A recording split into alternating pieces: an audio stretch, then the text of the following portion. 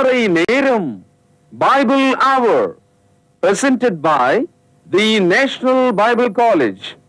கிறிஸ்துவின் சபையார் உங்களை வாழ்த்துகிறார்கள். Welcome to satellite Bible classes. வாழ்த்துக்கள் திருமறை நேரம் நேயர்களே, இயேசு கிறிஸ்துவின் இனிய நாமத்திலே உங்களை அன்போடு கூட வரவேற்கிறேன். நீங்கள் சுகமாக இருக்க வேண்டும் என்பது தேவனுடைய விருப்பம். தேவன் ஒவ்வொருடைய சுகத்தையும் விரும்புகிறார்னு வேதம் ரொம்ப தெளிவாக சொல்லுது. தாய் தகப்பனாகிய நாமே நம்முடைய பிள்ளைகள் ஆரோக்கியமாக இருக்கணும்னு தானே விரும்புகிறோம். ஒரு சின்ன குழந்தைக்கு ஒரு சுகவீனம் வரட்டுமே, இப்போல்லாம் தடுப்பூசி போட்டுட்டு ஜுரம் வந்தாலே ஒரு 3-4 நாளைக்கு அந்த வீடே சோகமாக இருக்குது. எதுவுமே வேலை ஓட மாட்டேன்து. சாப்பிட்ற விஷயங்கள், சமைக்கிற விஷயங்களில் ஒரு முடக்கம் வருது. ஏன்னா அந்த குழந்தை சுகமாகிடணும். இப்போ சின்ன குழந்தையிலிருந்து வயது முதிர்ந்த நம்ம வீட்டில் இருக்கிற தாத்தா பாட்டிகள் வரைக்கும் இந்த சுகவீனம் என்பது ஒரு பெரிய ஒரு வாழ்வின் ஓட்டத்தில் இருக்கிற ஒரு முடக்கத்தை கொடுக்கிறது.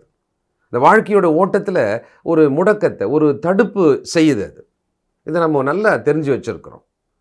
சுறுசுறுப்பாக ஓடிக்கிட்டே இருக்கிறவங்க வியாதி வந்த உடனேயே அப்படியே எல்லாமே ஹால்ட் ஆன மாதிரி நின்றுடுறாங்க.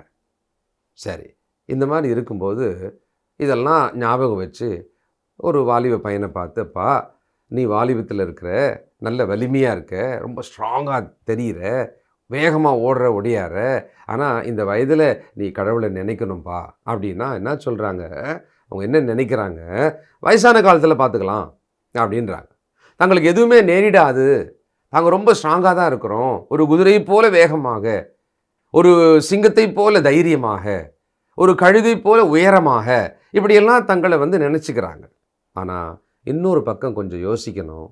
சின்ன குழந்தையிலிருந்து வாலிப பருவம் அல்லது நடு வயதாகிய பருவம் வரைக்கும் பார்த்திங்கன்னா இன்றைக்கு இந்த காலகட்டத்தில் பலவிதமான வியாதிகளாலே வேதனைப்படுறாங்க, விபத்துகளாலே முடங்கி போகிறாங்க. வாலிப பிள்ளைகள் நிறைய பேர் தங்கள் வாகன விபத்துகளில் வாழ்க்கையை தொலைக்கிறாங்க. மிகப்பெரிய ஒரு திருப்பத்தை அவங்க எப்படியாவது ஏதோ ஒரு வகையில் அடைஞ்சிடுறாங்க. அதனால தான் வேதம் ரொம்ப தெளிவாக சொல்லுது, உன் உடல் கொஞ்சம் கொஞ்சமாக செயல் இழந்து பலவீனப்படுகிற ஒரு இயற்கையான விஷயத்தை கடவுள் வச்சிருக்கிறாரு. அதனால் ரொம்ப சரியான நேரம் எது அப்படின்னு சொன்னால், வாலிபனே உன் வாலிப பிரயாரியத்தில் சிருஷ்டிகரை நினை அப்படின்னு தான் முதல்ல சொல்கிறார். அப்போது இந்த காலகட்டத்தில் பயமுறுத்தும் வியாதிகள் நம்மை சுற்றிலும், எப்பொழுது என்ன வேணாலும் நடக்கலான்ற அளவுக்கு விபத்துகள் இந்த வாலிப பருவத்தில் தாக்கணும், அல்லது பலவிதமான தவறான வழிமுறைகளில் தங்களுடைய சரீரத்தை கெடுத்துக்கொள்ளும் நிறைய விஷயங்கள் உலகத்தில் பிசாசின் சோதனைகள் இருக்குது. அதனால் தேவனுடைய வசனம் ரொம்ப தெளிவாக சொல்லுது, எல்லா காலத்துக்கும் பொருந்துகிற மாதிரி வாலிப பருவத்திலேயே சிருஷ்டிகரை நினைச்சிடுங்க. தீங்கு நாள், கஷ்டமான நாள், நீங்கள் அப்படியே படுத்த படுக்கையாக வியாதியாக போகிற பயமுறுத்தும் பல விஷயங்கள் உங்களை தாக்குவதற்கு முன்னால் நீங்கள் சிருஷ்டிகரை நினைச்சிடுங்க. இதை கொஞ்சம் நினைக்கணும். கண்டிப்பாக வாலிப பிள்ளைகள் கவனிக்கணும், பெரியோர் கவனிக்கணும். தங்கள் பிள்ளைகளுக்கு இந்த பயத்தை, இந்த கவனத்தை கொடுக்கணும். அதுக்கு ரொம்ப சரியான தருணம் இதுவாக தான் இருக்க முடியும், இன்னைக்காக தான் இருக்க முடியும். கவனிக்கலாங்களா? நம்முடைய செய்தியாளர், தேசிய வேதாங்கம கல்லூரியினுடைய கல்வித்துறை தலைவர் டாக்டர் பீட்டர் சாலமன் ஐயா அவர்கள். வணக்கம் திருமறை நேர நேயர்களே, உங்கள் அனைவருக்கும் நெஞ்சார்ந்த புதிய நாள் வாழ்த்துக்கள். கண்மணிகளே, தோழர்களே, பரிசுத்தவான்களே, இந்த நாட்களில் சுகமாக்கும் சட்டம், லா ஆஃப் ஹீலிங் என்ற தலைப்பில் இந்த நிகழ்ச்சி நாம் கேட்கிறோம். நம்ம எல்லாருக்கும் தெரிந்த ஒரு விஷயம், உலகத்தில் எந்த ஒரு மனுஷனும் 100% சுகமாகவே இல்லை. ஏதோ ஒரு சதவீதம், 10%, 90%, 99% நோய்களும் வியாதியும் வலியும் நிறைந்தவர்களாக இருக்கிறாங்க. பர்சன்டேஜ் வேணால் மாறலாம், ஆனால் இல்லாமல் இல்லை. நம்ம அனைவருமே ஏதாவது ஒரு நோயினால், வியாதினால் தாக்கப்பட்டிருக்கிறோம். ஆதாம் ஏதேன் தோட்டத்துக்கு வெளியே வந்த அன்றைய தேதியிலிருந்து எல்லா மனிதர்களுமே வலியும் வேதனையும் உணரத்தக்க ஒரு உடலை உடையவர்களாக நாம் மாறிவிட்டோம். இந்த உலகத்தில் மனிதர்கள் நல்ல உடை அணிவாங்க, நல்ல வீடுகளில் இருப்பாங்க, சொகுசு கார்களில் செல்வாங்க, நல்ல உணவு உண்பாங்க. ஆனால் அவங்களுடைய உடல் வியாதிப்பட்டிருக்கிறது. வியாதியே எனக்கு இல்லை, நோயே எனக்கு இல்லை, வலியே இல்லை அப்படின்னு சொல்கிற ஒரு ஆள் இருந்தால் அவன் இடுகாட்டில் செத்து புதைக்கப்பட்ட ஒரு மனுஷனாக தான் இருப்பான். Only a dead man may say that he doesn't have any disease or sickness or pain. சகோதரர்களே, இந்த பைபிளில் பிரசங்கி என்று ஒரு புத்தகம் இருக்குது. அதில் 4ஆம் அதிகாரம் 1 வசனம் பாருங்கள். இதோ ஒடுக்கப்பட்டவர்களின் கண்ணீரை கண்டேன், அவர்களை தேற்றுவார் யாரும் இல்லை. வியாதி நம்மை ஒடுக்குகிறது, சமுதாயம் நம்மை ஒடுக்குகிறது, வேலை பார்க்கும் இடம் நம்மை ஒடுக்குகிறது. நாம் வேலை பார்க்கிற இடத்தில் உள்ள சூழல், அந்த என்வாயர்மெண்ட், அங்கே இருக்கிற பஞ்சு துகள்கள், அங்கே இருக்கிற ரசாயனங்கள், அங்கே இருக்கிற கெமிக்கல்ஸ், இதெல்லாம் நம்மை பாதிக்குது. போதா குறைக்கு புழுதி, த டஸ்ட், இன்னைக்கு ஒரு பெரிய வியாதியாக மாறிக்கொண்டிருக்கிறது. மனிதர்களுடைய சுவாச கோளாறு அதனால் ஏராளமாக ஏற்பட்டு நுரையீரல் வீக்கம், நுரையீரல் தடித்து போதல், நுரையீரல் ஒவ்வாமை. ஆக நுரையீரல் வேலை செய்யலைன்னா சுவாசிக்க முடியாது. சுவாசிக்க முடியலன்னா நாம் சாக வேண்டியது தான். எல்லா வியாதிகளும் நம்மை சூழ்ந்திருக்கிறது. மக்கள் பாட்டாக பாடுறாங்க.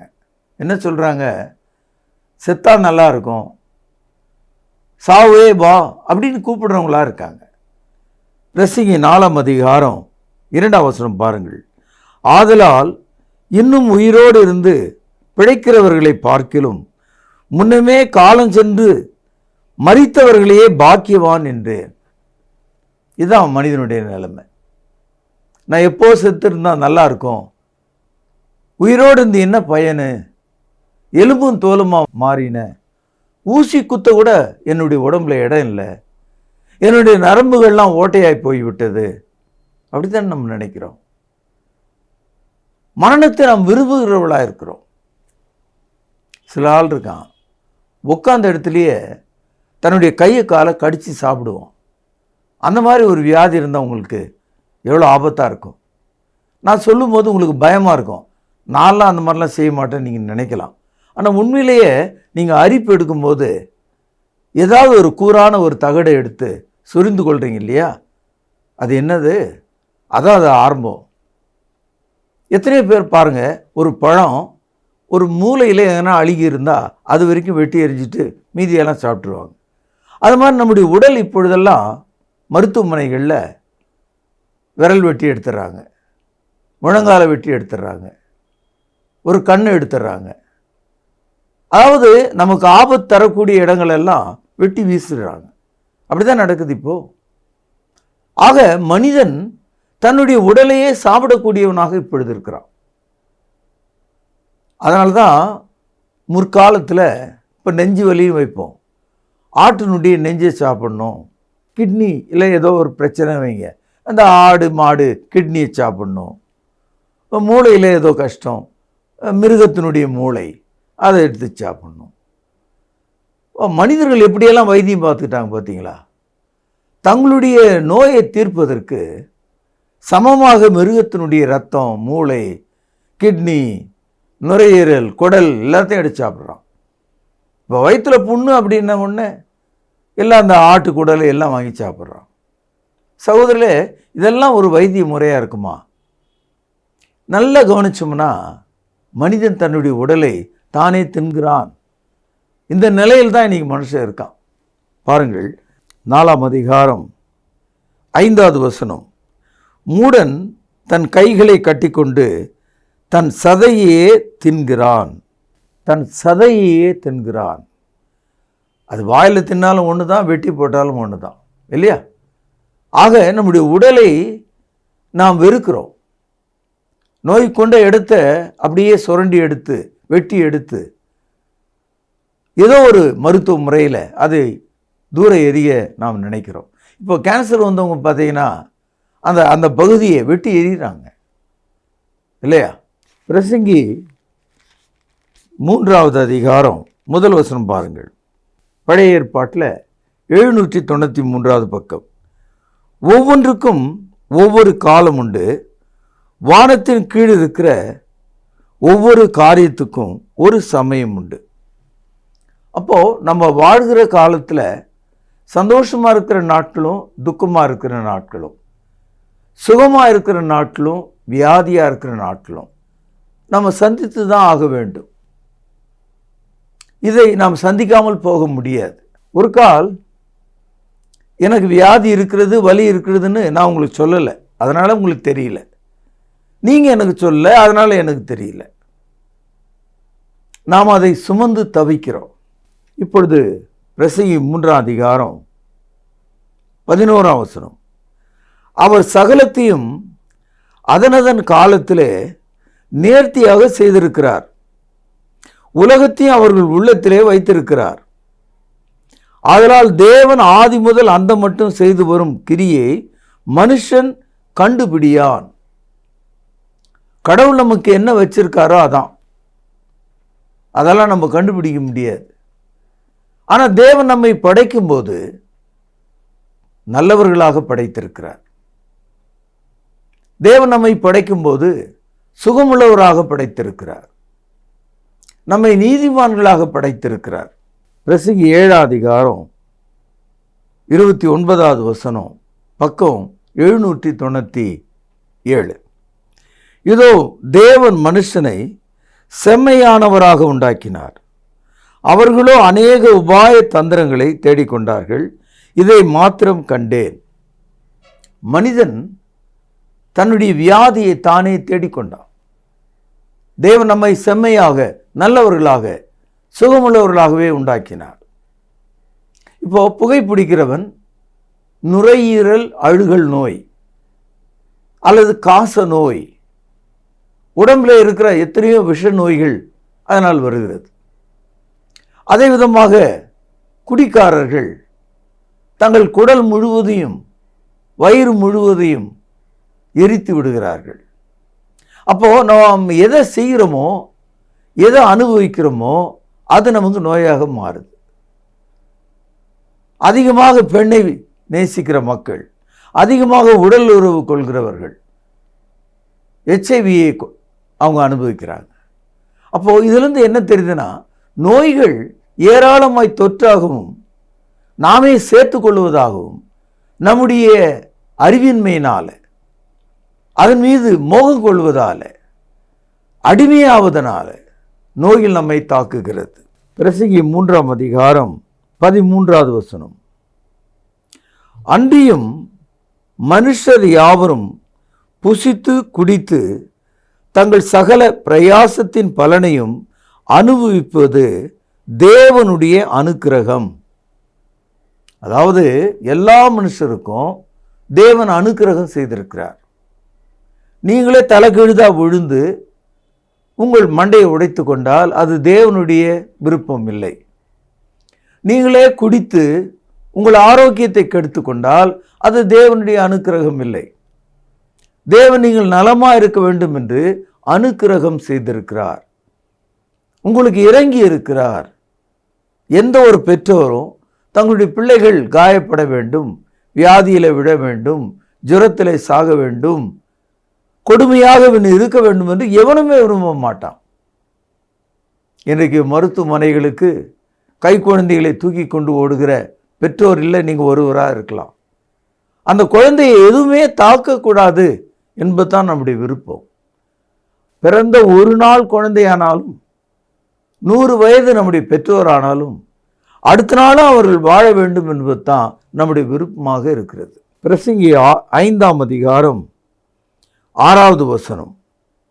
பிரசங்கி 5:6, பழைய ஏற்பாட்டில் 795வது பக்கம். உன் மாம்சத்தை பாவத்துக்குள்ளாக உன் வாய்க்கு இடங்கூடாதே, அது புத்தி பிசகினாலே செய்ததென்று தூதனுக்கு முன் சொல்லாதே.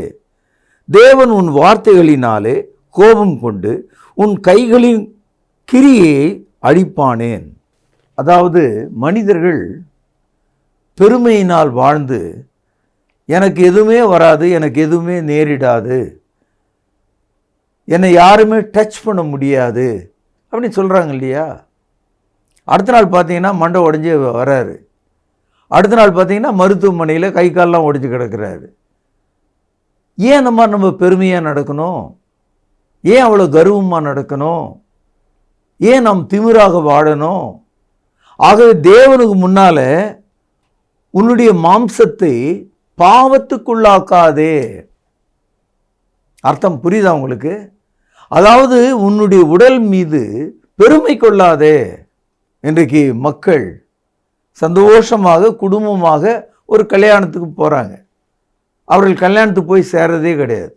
போகிற வழியிலே எல்லாருமே செத்து போனாங்க. சிலர் ஊருக்கு போய் கல்யாணத்தை முடிச்சுட்டு திரும்பி வராங்க, வீட்டுக்கு வந்து சேரவே இல்லை. வழியிலே அத்தனை பேர் இறந்து போனாங்க. இன்றைக்கு எப்படி விபத்துகள் நடக்கிறது, எவ்வளோ கோரமாக நடக்கிறது. பெருமையும் அகந்தையும் கொண்ட இளைஞர்களை நாம் பார்க்கிறோம். அவர்கள் ஒரு மோட்டார் பைக்கை எடுத்து 150 கிலோமீட்டர் ஸ்பீடில் ஓட்டி அவர்கள் வளைவில் குப்புற விழுந்து கர்வத்தோடு மறிக்கிறத பார்க்கிறோம். அதனால தான் சொல்கிறாரு, உன் மாம்சத்தை பாவத்துக்குள்ளாக்க உன் வாய்க்கு இடம் கொடாதே. ஆகவே உனக்கு நோயும் காயமும் வேதனையும் வலியும் உன் வாயினால் வந்துவிடும், பெருமையினால் வந்துவிடும். ஆகவே சுகமாக்கும் சட்டம் உன்னுடைய வாயில் இருக்கிறது. நீ வாயை காப்பாற்றிக்கொள், தேவனுக்கு பயந்துரு. பிரசங்கி 10ஆம் அதிகாரம் 10வது வசனம், பழைய ஏற்பாட்டில் 799வது பக்கம். இரும்பு ஆயுதம் மழுங்களாய் இருக்க அதை ஒருவன் தீட்டாமற் போனால் அதிக பலத்தை பிரயோகிக்க வேண்டியதாகும். ஆகையால் ஒரு காரியத்தை செவையாய் செய்வதற்கு ஞானம் பிரதானம். டாக்டருங்கெல்லாம் சொல்லுவாங்க, ஏன் ஆரம்பத்திலே நீங்கள் வரல? அந்த நோய் தோன்றிய உடனே வந்திருந்தா சுலபமாக முடிஞ்சிருக்குமே, இப்போ முத்தி போச்சு அந்த வியாதி சொல்கிறாங்களே இல்லையா? அதனால தான் சொல்கிறாரு, ஒரு இரும்பு ஆயுதம், ஒரு கத்தியோ ஒரு கோடாலியோ வச்சுக்குவோம். அது நல்ல ஷார்ப்பாக இருந்தால், கூர்மையாக இருந்தால் சுலபமாக வெட்டிடலாம். மழுங்கி போச்சுன்னா வெட்ட முடியாது. காரணம், அதனுடைய கூர்மை மங்கி போச்சு. அப்போ எவ்வளோ கஷ்டப்பட்டு வெட்டினாலும் அந்த ஆயுதத்தால் அந்த மரத்தை வெட்ட முடியாது. அது மாதிரி நம்முடைய நோய்கள் ஆரம்ப நிலையில் இருக்கும்போதே ஷார்ப்பாக அதை கட் பண்ணிடலாம். ஆனால் முத்த விட்டுட்டோம்னா அது மங்கி போன ஒரு கடபாரையை போல, மங்கி போன ஒரு கோடாரியை போல, மங்கி போன ஒரு கத்தியை போல, கத்தின்னு இருந்தும் பயனற்றதாக இருக்கும். ஒரு சிறு நூலை கூட அறுக்க முடியாத அளவுக்கு அந்த வியாதி உன்னை தாக்கிவிடும். பிரசங்கி 12வது அதிகாரம் பழைய ஏற்பாட்டில் 800வது பக்கம். இந்த 12வது அதிகாரத்தில் முதல் 7 வசனங்களில் நாம் எவ்விதமாக கொஞ்சம் கொஞ்சமாக வியாதிப்பட்டு நோய்பட்டு வலிகளால் நிறைந்து மண்ணுக்கு திரும்புகிறோம் என்ற ஒரு பட்டியலே இங்கே போடப்பட்டிருக்கு. சுகமாக்கும் சட்டத்தை விரும்புகிற மக்கள் ஆரம்ப நிலையிலேயே தேவனை தேட வேண்டும். கர்த்தரை தேடுகிற மக்களாக நீங்கள் இருக்கணும். அவர் உங்களுடைய ஆசீர்வாதமாக அப்பொழுது இருப்பார். அதனால் சொல்கிறாரு, பிரசங்கி 12 அதிகாரம் முதல் வசனம் பாருங்கள். உன் வாலிப பிராயத்தில் உன் சிருஷ்டிகரை நினை, தீங்கு நாட்கள் வராததற்கு முன்னும் எனக்கு பிரியமானவைகள் அல்ல என்று சொல்லும் வருஷங்கள் சேராததற்கு முன்னும். நம்முடைய வாழ்க்கையில் நாளை வேண்டாம், இந்த வருஷம் நான் இருக்கக்கூடாது என்ற முடிவுக்கு நீங்கள் வந்துடுவீங்க. அப்படி ஒரு கொடிய காலம் வருகிறது. ஆகவே உன்னுடைய இளமை காலத்தில், அதாவது ஒரு 10-15 வயதிலேயே உன் சிருஷ்டிகரை, உன்னை உண்டாக்கினவரை நினைத்துப்பார். அவருடைய வார்த்தைகளை கேட்டு நட. சுகமாக்கும் சட்டத்தை நம்பி இரு. 2ஆம் வசனம் பாருங்கள். சூரியனும் வெளிச்சமும் சந்திரனும் நட்சத்திரங்களும் அந்தகாரப்படாததற்கு முன்னும். 2ஆம் வசனத்தில் சூரியன் நட்சத்திரம் எப்போது இருளாகிறது? எப்போதும் இருளாகலை. உங்களுடைய கண்கள் இருளாகிறது, அதனால் அதை பார்க்க முடியல. அதனால தான் நம்ம ஒரு கண்ணாடி போடுறோம், அதுக்கப்புறம் கண்ணு தெரியாமையே போயிடுறோம் இல்லையா? ஆகவே நம்முடைய கண்கள் பாதிக்கப்படுவது நோயினுடைய ஒரு அடையாளம் தான். இரண்டாவது பாருங்கள், மழைக்கு பின் மேகங்கள் திரும்ப திரும்ப வராததற்கு முன்னும் வீட்டு காவலாளிகள் தள்ளாடி, பலச்சாலிகள் கூனிப்போய், எந்திரம் அரைக்கிறவர்கள் கொஞ்சம் ஆனதனால் ஓய்ந்து, பலகனி வழியாய் பார்க்கிறவர்கள் இருண்டு போகாததற்கு முன்னும். இந்த 3வது வசனத்தில் வீட்டு காவலாளிகள், இந்த சரீரத்துக்கு நம்முடைய கால்கள் இருக்கு பாருங்க, அது ஒரு காவல்கார மாதிரி. ஒரு நாய் துரத்துனா நம்ம கால்களால் தான் ஓடுறோம், ஒரு ஆபத்துனா நம்ம கால்களால் நம்ம ஓடிக்கொண்டிருக்கிறோம். இந்த வீடாகி நம்முடைய உடலை தூக்கி கொண்டு ஓடுவது வீட்டு காவலாளியை போன்ற இந்த கால்கள்.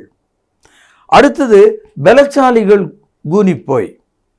ஒரு மனிதன் நிமிர்ந்து நின்றால் அவனுடைய முதுகெலும்பு தான் அவனுடைய பலத்தை காட்டுகிறது. ஆக பலச்சாலிகள் கூனி போவதற்கு முன்னால எந்திரம் மறைப்பவர்கள் கொஞ்சமானதனால் ஓய்ந்து. மனிதனுடைய வாய் ஒரு எந்திரத்தை போல இருக்கிறது, கல்லை கூட மென்று தின்று விடலாம். ஆனால் ஒரு கட்டம் வரும்போது எல்லா பற்களும் விழுந்து விடும்போது நம்மளால் அரைக்க முடியாது. பலகனி வழியாய் பார்க்கிறவர்கள், அதாவது நம்முடைய கண் இமையின் கீழ் இருக்கிற கண்கள் ஒரு ஜன்னலை போல் இருக்கிறது, அதுவும் கூட முடிந்து விடுகிறது. 4வது வசனம் பாருங்கள், எந்திர சத்தம் தாழ்ந்ததனால் தெருவாசலின் கதவுகள் அடைப்பட்டு. பல்லெல்லாம் போனவங்களுக்கு வாய் தானாக மூடிக்கும், உதடுகள் கீழே மேலே தொங்க ஆரம்பிச்சிடும் இல்லையா? தெருவாசல்கள் அடைக்கப்படுவது போல நம்முடைய உடல் வாசல், வாய் அடைக்கப்படுவதை பார்க்கிறோம். வயதானவர்கள் பாருங்க, தூக்கமின்மையில் கஷ்டப்படுறாங்க. பகலையும் தூங்க மாட்டாங்க, இரவுலையும் தூங்க மாட்டாங்க. குருவியின் சத்தத்துக்கும் எழுந்திருக்க வேண்டியதாகி கீதவாதிய கன்னிகைகள் எல்லாம் அடங்கி போகாததற்கு முன்னும். இந்த வயது சென்றவர்கள், அதுவே ஒரு நோய் தான். அதை ஜெராட்டிக் என்று சொல்கிறாங்க. முதுமை என்பது ஒரு வியாதி. முதுமையாக இருக்கிறவர்களுக்கு வைத்தியம் செய்வது ஒரு வித்தியாசமான முறை. பொதுவாக பார்த்தீங்கன்னா வயதானவர்களுக்கு இசை பிடிக்காது, எதுவுமே பிடிக்காது, அவங்களுக்கு சத்தம் போட்டால் பிடிக்காது. 5வது வசனம் பாருங்கள், மேட்டுக்காக அச்சம் உண்டாகி. நோயினுடைய ஒரு எண்டு பார்த்தீங்கன்னா, நான் செத்து போயிடுவேன், என்னை சுடுகாடு அழைக்கிறது, நான் சுடுகாட்டுக்கு செல்லணும், இடுகாட்டுக்கு செல்லணும். மேட்டுக்காக அச்சம் உண்டாக்கி வழியிலே பயங்கள் தோன்றி வாதுமை பூ பூத்து. வயது கடக்க கடக்க தலைமுடி கருப்பாக இருக்கிறதெல்லாம் வெள்ளையாக மாறுது. வாதுமை பூ பூத்து வெட்டுக்கிளியும் பாரமாக்கி. ஒரு சின்ன வெட்டுக்கிளியை கூட தூக்க முடியாது, அந்த அளவுக்கு நம்முடைய உடல் பலவீனமாகிறது. பசி தீவனமும் அற்று போகாததற்கு முன்னும். வயது செல்ல செல்ல உணவு உட்கொள்ள முடியாது, டைஜஷன் பவர் லாஸ்ட். பசி தீவனமும் அற்று போகாததற்கு முன்னும். மனுஷன் தன் நித்திய வீட்டுக்கு போகிறதுனாலே துக்கம் கொண்டாடுகிறவர்கள் வீதியிலே திரியாததற்கு முன்னும். எவ்வளோ பெரிய ராஜாவாக இருந்தாலும், பிரதமராக இருந்தாலும், ஜென்ரலாக இருந்தாலும், எவ்வளோ பெரிய தியாகியாக இருந்தாலும் செத்த உடனே வீட்டுக்கு வெளியே வச்சுருவாங்க. அப்பொழுது ஜனங்கள் எல்லாம் ஒன்று கூடி தெருவில் அழுவார்கள். எல்லா மனுஷனுக்கும் இது நேரிடும். எந்த செத்த மனிதனும் வீட்டுக்குள்ளே வச்சுக்க மாட்டாங்க. அதற்கு முன்னால் உன் சுகமாக்கும் சட்டமாகிய தேவனிடத்துக்கு நீ திரும்ப வேண்டும். 6வது வசனம் பாருங்கள், வெள்ளிக்கயிறு கட்டுவிட்டு. மனிதனுடைய நரம்புகள் வெள்ளிக்கயிறுக்கு சமமாக இருக்கு. நர்வஸ் பிரேக் டவுன், அதாவது நரம்பு மண்டலம் உடைந்து விட்டது என்று சொல்கிறாங்க. வெள்ளிக்கயிறு கட்டுவிட்டு பொற்கிண்ணி நசுங்கி. மனிதனுடைய உடலில் இந்த இருதயம் இருக்குது பார்த்தீங்களா, நம்முடைய இரத்தத்தை ஏற்றி இறக்குகிற இடம், சுத்திகரிக்கிற இடம், பொற்கிண்ணி என்று அழைக்கப்படுது, கோல்டன் பவுல்னு. அதுக்கு ஹார்ட் அட்டாக் வருது. பொற்கிண்ணி நசுங்கி ஊற்றின் அருகே சால் உடைந்து. கிட்னி ஃபெயிலியர்னு சொல்கிறோம். சிறுநீர் கழிக்க முடியவில்லை, ஊற்றின் அருகே சால் உடைந்து. துறவண்டையிலே உருளை நொறுங்கி. ஒரு ஆணாக இருந்தால் நீ ஆண்மை இழந்து விடுவாய். 7ஆம் வசனம் பாருங்கள். இவ்விதமாய் மண்ணானது தான் முன்னிருந்த பூமிக்கு திரும்பி ஆவி தன்னை தந்த தேவனிடத்திற்கு மறுபடியும் போகாதற்கு முன்னும் அவரை உன் வாலிப பிராயத்திலே நினை. சகோதரே, சுகமாக்கும் சட்டத்தை தேவன் நமக்கு தந்திருக்கிறார். எந்த விதமான வைத்தியம் இல்லாமலேயே நாம் சுகமாகலாம். நாம் தேவனுடைய மக்களாக அவருடைய வார்த்தையின்படி நாம் வாழும்போது, வாழும் காலத்தில் வலிகளையும் நோய்களையும் வேதனைகளையும் நாம் நீங்கி வாழலாம். அப்படி இல்லைன்னு சொன்னால் 20 வயதில் 30 வயதில் இப்போ நான் படித்த அத்தனை பகுதியும் உங்கள் வாழ்க்கையில் இருக்கும். 30 வயதுக்குள்ள தலைமுடி வெண்மையாகி, முதுகு கூன் விழுந்து, எலும்புகள் சுண்ணாம்பு சத்து இழந்து, பார்வை மங்கி, பற்கள் விழுந்து, ஹார்ட் அட்டாக் வந்து, டயபெட்டிக் வந்து, எல்லா நோய்களும் நமக்குள்ள வந்து சேர்ந்துடும். ஆகவே வாலிப பிராயத்தில் உன் சிருஷ்டிகரை நினை. எனவே அன்பு சகோதரர்களே, இந்த நாளில் சுகமாக்கும் சட்டம் உங்களுக்குள் செயல்படத்தக்கதாக உன் வாயை பாவத்துக்குள்ளாக்காமல் எல்லாவற்றுக்கும் ஒரு காலம் உண்டு என்பதை அறிந்து உண்மையுள்ள வாழ்க்கை வாழ உன்னை ஆசீர்வதித்து இந்த செய்தியை நான் இங்கே நிறைவு செய்கிறேன். பிரார்த்தனை செய்வோம். மகா பரிசுத்த நிறைந்த எங்கள் அன்பான தகப்பனே, இந்த நாளிலே நாங்கள் கேட்ட ஜீவனுள்ள வசனங்கள் அது மெய்யாகவே சுகமாக்கும் சட்டம் என்பதை நாங்கள் ஒப்புக்கொள்கிறோம். புரிந்து வாழ எங்களுக்கு உதவி செய்திரலும். எங்கள் பாவ குற்றங்களை மன்னியும். ஆண்டவர் இயேசுவின் நாமத்தில் ஜெபத்தை கேட்டருளும். ஜீவனுள்ள எங்கள் நல்ல பிதாவே, ஆமென். ஒப்பற்ற ஆண்டவர் இயேசு கிறிஸ்துவின் திருப்பெயரால் திருமறை நேர நேயர்களுக்கு வாழ்த்துக்கள். த லா ஆஃப் ஹீலிங், சுகமாக்கும் சட்டம், இந்த தலைப்பில் ஒவ்வொரு நாளும் சிறந்த செய்திகளை கேட்டுக்கொண்டு வருகிறோம். இவ்வளவு நாள் கேட்ட செய்தியே ஓரளவுக்கு நமக்கு ஆத்ம சுகத்தை கொடுத்திருக்கும், சரீர சுகத்துக்கு ஆரம்பமாக இருந்திருக்கும் என்று நான் நம்புகிறேன். ஆம் நேயர்களே, வேத வசனத்தை படிக்க படிக்க நம்முடைய உள்ளத்தின் அழுக்குகள் எல்லாம் நீங்கி நாம் சுத்தமாகிறோம். இயேசு சொன்னார், சத்தியத்தை அறிவீர்கள், சத்தியம் உங்களை விடுதலையாக்கும். பாவத்திலிருந்து நம்மை விடுதலையாக்கும் சத்தியத்தை தான் இப்பொழுது கேட்டுக்கொண்டு வருகிறோம். இந்த வேதாகமம் சரீர பிரகாரமான வியாதிகளை சுகமாக்கும் சட்டத்தையும் நமக்கு கொடுத்திருக்கிறது. எந்த வசனத்தின்படி எப்படி நாம் வாழ்ந்தால் சரீர பிரகாரமாகவும் ஆரோக்கியமாக இருக்க முடியும் என்பதை இந்த லா ஆஃப் ஹீலிங் என்று சொல்லக்கூடிய சுகமாக்கும் சட்டத்தின் மூலம் நாம் தெரிந்து கொள்ளலாம். நேயர்களே, இன்றைக்கு அநேகர் வயதான காலத்தில் ஓய்வு பெற்ற பிறகு நான் கர்த்தரை தேடுவேன், இப்பொழுது எனக்கு நேரம் இல்லை, நான் படித்து கொண்டிருக்கிறேன், நான் வேலை செய்து கொண்டிருக்கிறேன் என்றெல்லாம் சொல்லி தேவனிடத்திலே வருவதற்கு, தேவனை தேடுவதற்கு நாட்களை தள்ளி போட்டு கொண்டே இருக்கிறார்கள். ஆனால் இந்த நாளிலே எந்த வயதிலே நாம் தேவனை தேட வேண்டும், தேவனை தேடுவதற்கான சரியான காலம் எது என்பதை நாம் படித்தோம். ஒருவேளை வயது முதிர்ந்த பிறகு, மரணம் நெருங்கும் பொழுது, கடைசி காலகட்டத்தில் நாம் தேவனை தேடுவோமானால் பரிதபிக்கும் மக்களாக இருப்போம். நாம் உரிய நேரத்தில் கர்த்தரை தேடி உரிய நேரத்தில் கீழ்ப்படிந்து உரிய ரட்சிப்பை பெற்றுக்கொள்ள வேண்டும் என்பதே தேவனுடைய திட்டமாக இருக்கிறது. இன்னும் நீங்கள் கேட்ட செய்தியிலிருந்து உங்களுக்கான பரிசு கேள்வி இதுதான். தேவனை நாம் எந்த வயதில் தேட வேண்டும்? ரொம்ப ரொம்ப சிம்பிளான கேள்வி, எளிமையான கேள்வி இல்லைங்களா? பைபிளை படிங்க, வசனத்தை கோட் பண்ணுங்க, சரியான பதிலை உடனே எழுதுங்க. தேவனை நாம் எந்த வயதில் தேட வேண்டும்? எழுதி கொண்டீர்களா? நல்ல பரிசுகள் காத்திருக்கிறது. முழுமையான முகவரியோடு போஸ்ட்கார்டு அல்லது கடிதம் மூலமாக இந்த பதில்களை அனுப்புங்கள். ஒருவேளை நீங்கள் செல்போன் மூலமாக SMS மூலமாக அனுப்பினால் முழுமையான முகவரியை குறிப்பிட தவறாதீர்கள். நேயர்களே, இந்த நிகழ்ச்சிகளை www.biblehour.tv.com என்ற இணையதள தொலைக்காட்சியிலும், பைபிள் அவர் ஆப், பைபிள் அவர் டிவி ஆப் மூலமாக ஒவ்வொரு ஆண்ட்ராய்ட் ஃபோன் மூலமாகவும் இந்த நிகழ்ச்சிகளை தொடர்ந்து நீங்கள் பார்க்கலாம். பிறரும் பார்க்கும்படி உற்சாகப்படுத்துங்கள். மீண்டும் உங்களை சந்திக்கும் வரை ஆண்டவராகிய இயேசு கிறிஸ்துவின் கிருபையானது உங்கள் அனைவரோடும் கூட இருப்பதாக.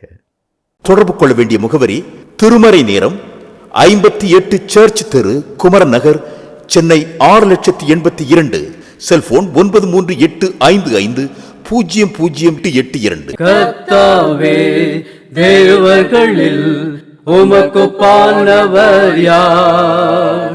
வானத்திலும் பூமியிலும் உமக்குப்பானவர் யார்?